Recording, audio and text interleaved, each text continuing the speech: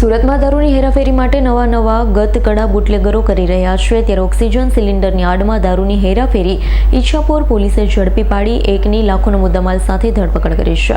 સુરતના ઈચ્છાપોર ગામે Thakkar petrol pump સામે આવેલા રેલવે ફાટક પાસે એક શંકાસ્પદ ટેમ્પો ઊભો હોવાની બાતમી મળી હતી। બાતમી મળતાની સાથે પોલીસ દ્વારા કાર્યવાહી કરવામાં આવી હતી। કાર્યવાહી દરમિયાન પોલીસને ટેમ્પાની અંદર હોસ્પિટલમાં વપરાતા ઓક્સિજન સિલિન્ડર મળી આવ્યા છે। પોલીસે વધુ તપાસ કરતા સિલિન્ડરની આડમાં છુપાયેલો દારૂનો મોટો જથ્થો મળી આવ્યો હતો। ટેમ્પાની તપાસ દરમિયાન 1,55,000થી વધુની કિંમતનો દારૂનો જથ્થો મળી આવ્યો।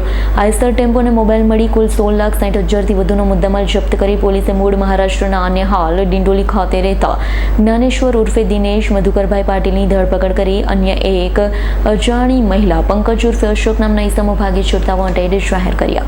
Bureau report S9 news Surat. અમારી તમામ માહિતીથી અપડેટ રહેવા માટે જોડાયેલા રહો S9 ન્યૂઝ સાથે।